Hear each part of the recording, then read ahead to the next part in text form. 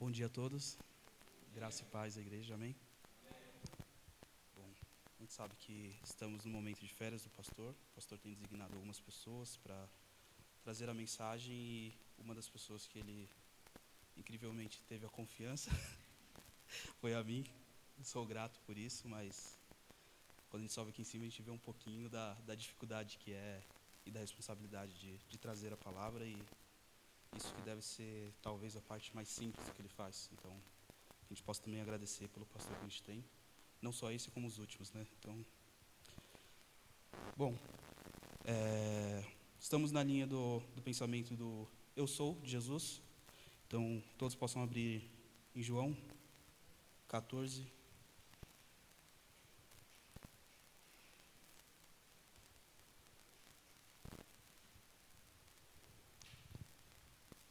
versículo 6.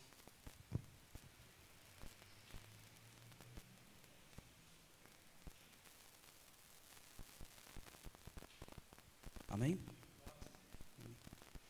Respondeu Jesus: Eu sou o caminho, a verdade e a vida. Ninguém vem ao Pai a não ser por mim. Vamos orar rapidinho, irmão. Pai, muito obrigado por esse dia. Muito obrigado que o Senhor nos guardou a chegada até aqui e nos trouxe na tua casa, Pai, para ouvir um pouco da tua palavra, estarmos em comunhão com os irmãos, ó Pai, e adorar a ti, ó Pai. Te pedimos que esse seja o início maravilhoso da nossa semana, assim, agora de manhã, como de tarde, ó Pai, que possamos não só nos fortalecer aqui, mas também trazer força e apoio a todos que estão aqui, ó Pai, um irmão a cada outro, ó Pai. Em nome de Jesus, amém. Essa semana, a minha esposa Larissa pediu para me ler o capítulo de um livro que ela estava lendo, falando que era muito bom. O livro era Um Coração Igual ao de Jesus, do Max Lucado. E nesse capítulo ele mostra uma semelhança que ele fez com as pessoas que estão em um avião, com as pessoas que estão sentadas no banco de uma igreja. E eu peguei o texto do livro e vou passar por cima aqui sobre a ideia principal do que ele fez a comparação. E ele falou: pessoas em um avião e as que estão em um banco de igreja têm muito em comum. Todas estão em uma jornada, muito bem comportadas e apresentáveis.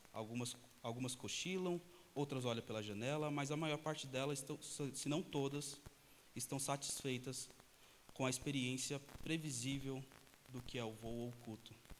Para a maior parte delas, se não todas, para muitas, o comentário de um bom voo ou de uma boa reunião de adoração são praticamente os mesmos. Foi bom. Gostamos de dizer que foi um bom voo ou um bom culto. Saímos da mesma forma que entramos e ficamos felizes por voltar da próxima vez. No entanto, poucos não se satisfazem com o bom. Anseiam por algo mais. E ele começa a relatar que ele viu um garoto entrando no avião e passava por ele e ele estava muito animado. E ele já estava no assento dele quando ele viu o garoto ali na frente falando: é verdade que eles vão deixar eu ver o piloto? É verdade que eles vão deixar eu ver a cabine? E quando ele falou isso, bem entusiasmado, o piloto colocou a cabeça para fora e perguntou: quem é que está me chamando? E o garoto rapidamente levantou a mão, como se estivesse na escola, e falou: sou eu que estou te chamando. Aí ele falou: então entra. A mãe do garoto permitiu que ele entrasse ali dentro da cabine, e ele ficou uns minutos lá e ele saiu com o olho bem arregalado e falou: uau, só um minuto, desculpa gente, estou tão feliz de estar nesse avião. Ninguém do avião mostrava uma admiração dessa forma. A única pessoa que estava tão animada dessa forma era o garoto. E aí ele começou a olhar todas as pessoas que estavam no avião, e aí ele viu que a maioria estava tranquila, estava satisfeita com a previsão de que em tantas horas estaria em tal lugar. Então, algumas estavam animadas com um chapéu de palha, uma bolsa que provavelmente vai para a praia ou algum lugar dessa forma. Ele viu um rapaz de terno azul que estava muito irritado e abriu o notebook e passou o voo inteiro ali preso no notebook com uma cara que não era muito amigável. Mas a maioria estava bem tranquila com aquilo. E ele começou a comparar isso com o que normalmente é nos nossos cultos de adoração. A maior parte de nós, no entanto, estava mais feliz do que estava mais feliz do que ele, mais contida do que a senhora. Desculpa, essa parte ele está comparando com as senhoras que estavam indo provavelmente para a praia. E uma vez que foi o que esperávamos, foi o que tivemos, o garoto, por outro lado, queria mais, ele queria ver o piloto. Se lhe pedissem para descrever o voo, não diria bom. Ele estaria inclinado a mostrar as pequenas asas de plástico que ele recebeu do piloto e dizer: eu estive cara a cara com o homem. E normalmente a gente tem algumas experiências durante o ano em que a palavra vem de certa forma com que a gente fala: hoje eu estive cara a cara com ele. E não estou falando com o pastor ou com o pregador, mas sim com quem é aquele que a gente vem buscar aqui. E no dia de hoje eu trouxe essa comparação porque é muito fácil estarmos acostumados com um bom culto. Vivemos numa época de paz, vivemos num país pacífico, e não é difícil encontrar um local que tenha um bom pastor, um bom pregador, ou líderes políticos que falem aquilo que você queira escutar durante a semana, lógico, trazendo assim uma sensação de dever cumprido ou de estou no caminho certo, o que dá aquela sensação de paz, aquela sensação de acomodação e que a gente pode seguir a vida várias semanas fazendo a vinda à igreja só um rito ou algo mais da rotina mesmo. Dessa forma a gente coloca a nossa esperança nas boas obras que fazemos ou no mal que evitamos em fazer. Algo comum que estamos vendo hoje no dia a dia é a adaptação da Bíblia para caber dentro de uma visão política ou de um estilo de vida. E sem falar de lado algum, estamos vendo isso em todos os lados ou até em filosofias. As pessoas pegando textos isolados e colocando ele dentro da sua ideia para provar que ela está correta, ou, como a gente está vendo muito hoje em dia, coaches que colocam parte do evangelho naquilo que eles querem pregar, com interesse financeiro por trás. Fazendo essa adaptação, a gente segue como se estivéssemos fazendo o certo, ou seguindo aqueles que são certo, porque agrada a nós. Fazendo assim com que depositamos um pouco da nossa esperança no que achamos ser o caminho certo, ou então no oposto disso. A gente vê muito isso nas redes sociais, a gente se enchendo de preocupação por conta daqueles que falam coisas contrárias a que nós pregamos, ou a que nós acreditamos. No final, erramos por se apegar a valores que não percebemos, que embora contenham um pedaço da palavra de Deus, são valores mundanos no seu total. E a gente esquece um pouco de que a obra de Cristo foi perfeita e completa e não cabe dentro de outra coisa a não ser de nós. Ela não cabe numa filosofia, ela não cabe dentro de uma questão política, ela cabe dentro de nós. É o único local onde Jesus cabe. E eu trouxe a lembrança de que Cristo é o perfeito retrato de Deus. E nunca vai caber dentro de outra coisa. Não é à toa que no começo do texto de João 14,6, ele diz: eu sou, não só fazendo uma conexão com a passagem de que Deus se apresentou a Moisés dessa forma lá atrás, mas também nos lembrando de que ele é. Jesus é Deus. E não tem como a gente conseguir pegar só parte dos seus valores e colocar dentro de outra coisa. No texto de João 6, a partir do 41, Jesus diz ser o pão que desceu do céu, fazendo com que muitos se questionassem sobre a sua palavra. E achando uma palavra dura, começaram a criticar Jesus. Até mesmo ele dizer que ele veio do céu e o povo falar: mas esse não é o filho de José, esse não é o filho de Maria? Sabendo de onde ele veio, não entenderam a sua palavra. É claro que ele estava falando sobre parábola. E usando metáfora, a maioria das pessoas que estavam ali não entenderam a sua mensagem. Mas tem um detalhe que me chama muita atenção nesse capítulo em si de João 6. É que o capítulo começa com a multiplicação de pães. Depois ele relata Jesus andando sobre as águas. Em outras passagens mostra Jesus fazendo esses milagres que agradam a todos. E a sua fala agrada a todos, os seus milagres de cura também agradam a todos.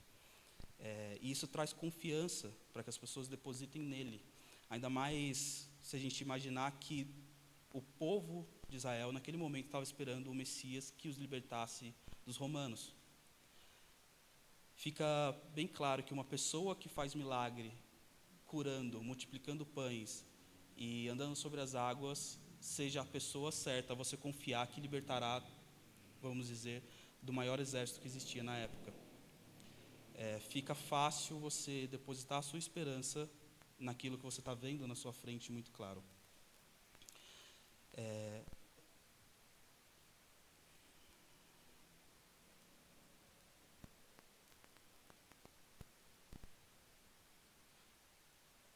Naquele dia, muitos não entenderam as suas palavras, quando ele falou, eu sou o pão do céu, ou eu vim do céu.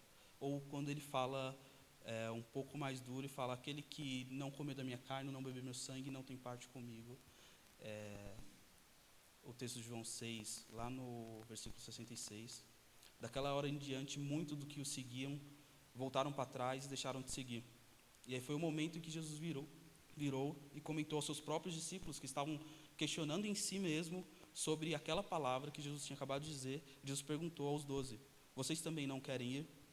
E Simão respondeu que para mim é uma das melhores confirmações que a gente pode encontrar ali no Evangelho. Senhor, para quem iremos? Só tu tens a palavra de vida eterna. E reconhecendo que sim, Jesus é o caminho. E eu, pensando sobre isso, eu percebi que Jesus é o único caminho para Deus, mas também foi o único caminho que Deus utilizou naquele momento para alcançar os homens. Não estou querendo, de nenhuma maneira, limitar a ação de Deus para com o homem, mas sim evidenciar a perfeita obra redentora que Ele fez através de Jesus. Na busca para completar as nossas vidas, existem muitos caminhos para seguir. Religiões, filosofias, estudos, carreiras, prazeres, aventuras, enfim. A gente pode programar e estar vivendo ansioso por um próximo passo que talvez nós acreditamos que vá, de certa forma, tampar aquele pequeno e gigantesco espaço que a gente sabe que tem dentro de nós. Aquela sensação de uma nova conquista breve traz a esperança de que estamos prontos a se sentir satisfeitos e plenos nessa vida. Mas, infelizmente, não é o caminho e nem a verdade. A gente, em um mundo onde o que é certo é meio relativo hoje, a verdade começa a ficar ambígua e a forma de contar um discurso dirá o que ele é, ou a forma de ler os dados de uma pesquisa muda o que ela está dizendo. E assim ficamos presos a certas verdades a qual nos agarramos pensando ser a correta, e a verdade é uma só no sentido de que Ele é o único que revela o Pai. Ele é a perfeita revelação da obra redentora de Deus para o homem caído em seus próprios pecados. A verdade é que só há um caminho para o qual o homem deve seguir. Os valores e deveres que Cristo passa para nós é superior a qualquer filosofia, a qualquer posição política, superior a qualquer pensamento moderno e é perfeito para nos levar e nos traz a vida eterna. Porque Ele, sim, é a vida. Em João 1, 16 ao 23, eu peço que vocês abram, por favor.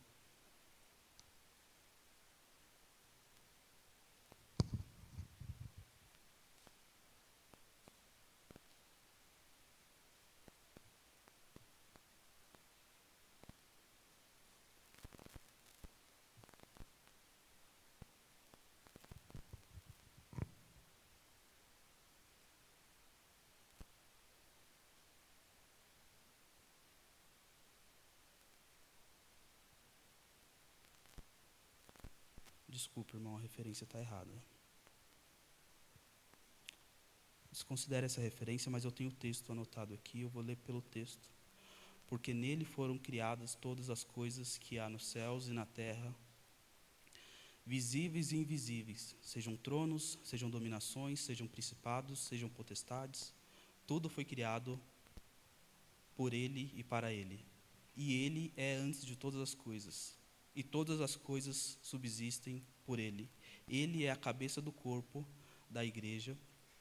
É o princípio, é o primogênito dentre os mortos, para que em tudo tenha a preeminência, porque foi do agrado do Pai que toda a plenitude nele habitasse, e que, havendo por ele feito a paz pelo sangue da sua cruz, por meio dele reconciliasse consigo mesmo todas as coisas, tanto as que estão na terra como as que estão nos céus. A vós também, que noutro tempo erais estranhos e inimigos no entendimento pelas vossas obras más, agora contudo vos reconciliou, no corpo da sua carne pela morte, para perante ele vos apresentar santos, irrepreensíveis e inculpáveis. Se na verdade permanecerdes fundados e firmes na fé, e não vos moverdes da esperança do evangelho de que tendes ouvido, a qual foi pregado a toda criatura que há debaixo do céu, do qual eu, Paulo, estou feito ministro, e qual se estendeu até nós. Amém? Quando Jesus diz ser a vida, ele indica que somente nele o homem morto em seus delitos e pecados poderá encontrar a verdadeira vida. Nesse contexto, enquanto a morte significa a separação total de Deus, a vida significa comunhão com Ele. Dessa forma, coloquemos a nossa esperança no Senhor e não nos afligimos de forma a preocupar com o amanhã, sabendo do que o próprio João depois escreveu em Apocalipse, nos dando a certeza da vitória, embora todas as coisas que ocorram até lá, mas trazendo para o nosso contexto, não nos colocando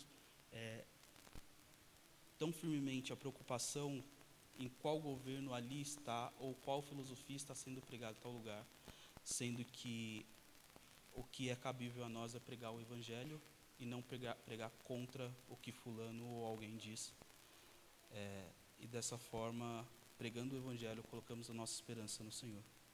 1 Pedro 3,15 diz: Antes, santificai ao Senhor Deus em vossos corações, e estais sempre preparados para responder com mansidão e temor a qualquer que vos pedir a razão da esperança que há em vós. A razão da esperança que há em nós é o firme fundamento de que Jesus é, e sendo Deus, esvaziou-se de si mesmo, se tornando servo. Cumpriu a vontade de Deus Pai, e sem mácula se entregou. Sem pecado foi condenado à morte, nos redimiu dos nossos pecados. Sendo o sacrifício perfeito, nos proporciona vida e vida em abundância. Ele ressuscitou, ascendeu aos céus e virá em breve com poder e grande glória. Ele é a esperança que reside em nós. Amém? Essa mensagem primeiro veio de encontro a mim, pelas minhas preocupações. Eu estava reparando, enquanto preparava isso, que toda vez que eu encontrava o meu irmão mais velho ou meu pai, eu começava a questionar questões políticas ou as atuais guerras que estão acontecendo, tomando algum tipo de lado, como se... Claro que a gente sabe que aquilo indiretamente afeta nossas vidas, mas eu começava a tomar uma preocupação futura do que eu iria fazer, como se eu estivesse lá ou como se eu estivesse próximo, sendo que a nossa esperança, embora não estejamos lá, está em Jesus, e para quem está lá, a única esperança que reside é a de Cristo. Que possamos agradecer todos os momentos que estamos aqui na casa de Deus de forma livre, de forma alegre, porque estamos vivendo, mas nos lembrando de não seguir o domingo só como um rito, mas como o culto verdadeiro que Cristo deixou para a gente, a comunhão que Paulo pede para que nós tenhamos, e que durante a semana nos enchemos da palavra para que não ocorra o que eu fiz, que foi estar preocupado com o que está acontecendo ao nosso redor, até certo ponto de esquecer que a nossa esperança não está no que está acontecendo especificamente ao nosso redor. E que já está tudo certo, tanto para o final da nossa vida, quanto para esse mundo. O destino está selado e não há o que a gente fazer. É uma mensagem curta, uma mensagem breve, que primeiro veio a mim e eu queria passar a toda a igreja, que nos fortalecemos no Senhor e colocamos toda a nossa esperança nele. Amém? Eu sou aquele que te amou primeiro.